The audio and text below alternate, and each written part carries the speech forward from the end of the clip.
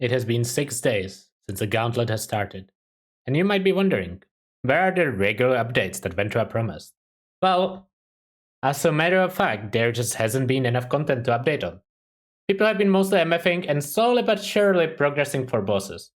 We are definitely nearing the true content cycle though, as people have started doing some light bossing today with stuff like Katarina, Shaper, or Elder, but the real show should be starting tomorrow, and last all the way until the very end. Before we take a look at the people who are actually getting ready to boss, let's take a quick look at some high-level characters whose journey was cut short. The favorite of many people, Path of Exile, has died on his second high-level character, the GMP Exarch mobs, and is now done with the event. Also off-stream, another big competitor has fallen to the hardest boss of the Affliction League, the EU servers, but Karn's persistence doesn't allow him to give up, and he is back at level 92 trying to gear his new Slayer. Sometimes we farm items for 5 days, like Gorata did with the Taste of Hate. All that to just lose it in less than 1 second. But that is not enough to make him quit, and he is back on SRS Jack to try to claim a different prize.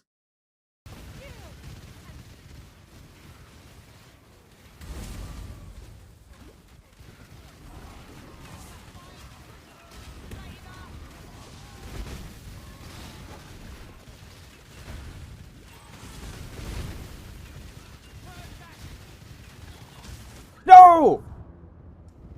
Damn it! The clip you are currently watching is the rape of NN313, the Templar I talked about in the previous video. I don't think you should ever be auto-wing in Gauntlet, let alone in the boss room, and I feel like the best description here is one of the famous quotes from Darkest Dungeon. Remind yourself that overconfidence is a slow and insidious killer. Another high-level death that happened recently happened to one of Karn's disciples, a Slayer Bone Chitter under the name of Woodlander Joe. And it really only begs one question. Do you guys think Juggernaut lives there? Please let me know in the comments. There are a lot of high-level dead Marauders, and one of the weirdest rips I've ever seen in Gauntlet is the one that happened to Alkaiser. He is the first person to be defeated by the Path of Exile's crafting system. First, his reforged speed filled up his axe, and one Annul sealed the deal and essentially killed the character. Sadly, the only actual available rip clip that we have from high-level Jax is Face's rip.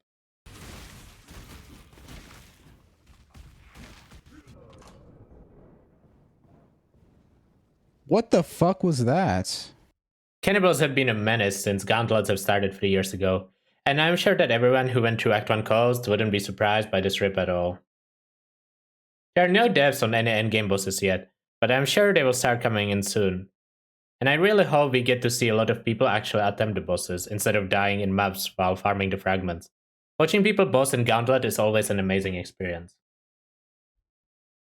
Speaking of watching people boss, let's take a look at the top of the witch ladder, where Ben is approaching level 100.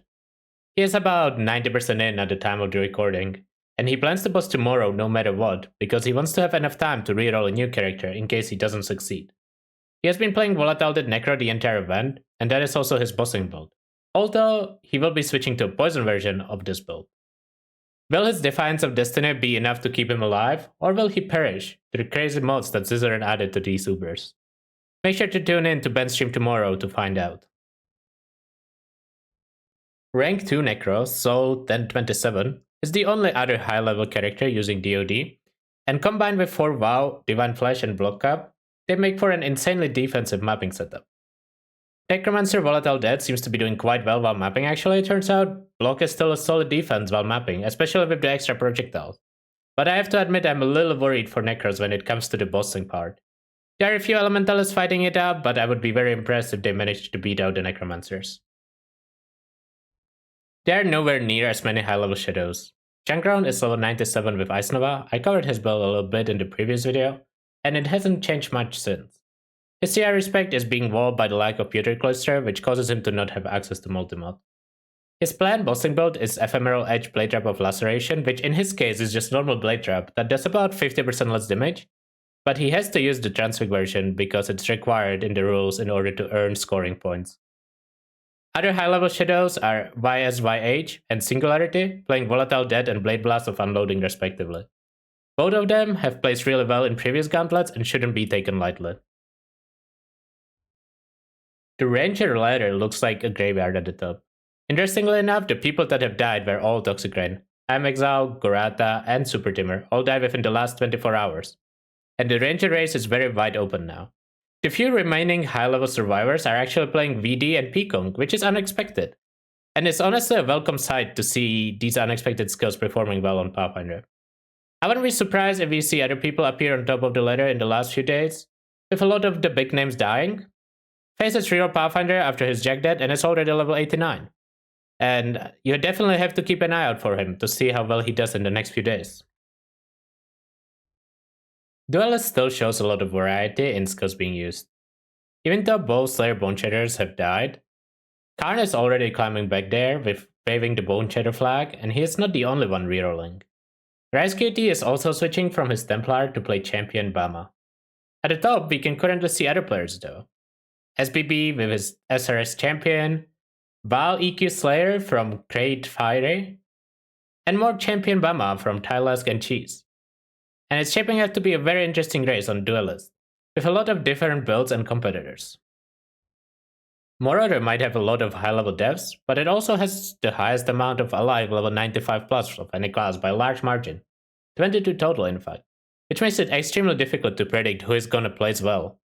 Especially knowing that there might be more coming since Gorata rerolled Jack SRS after the Pathfinder dev we saw earlier.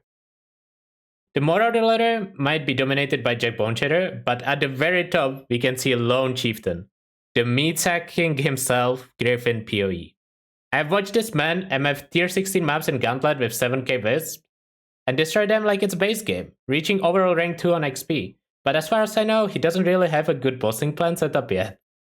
Apart from Griffin, the names I would be looking out for are Business, Rolenex, and there are a lot of others that could perform really well, but it's really hard to tell this early on. Templar ladder is wild. The only class where people are actually doing bosses, with Jisun actually dying while this video was being recorded to Exarch.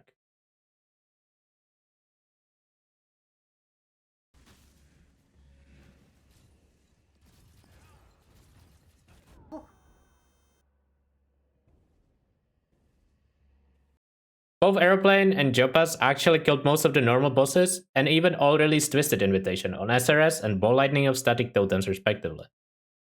Playalife and Romselm have also both killed a few normal bosses on Bama. There are a bunch of other high-level SRS and Bama builds, and the Templar ladder also seems to be shaping up to be a real bloodshed. Fightgar is currently sitting on rank 1 Scion with Bone Shatter, followed by Explicits and Syrax's VD builds. And usually in these events, Scion ladder has a lot of people rerolling on the last few days. We'll have to see if that's the case this time as well. That is gonna be it for today's update. Expect a lot more videos as the Gauntlet is about to pick up the pace very soon. If you enjoyed this content, make sure to like this video and subscribe for more.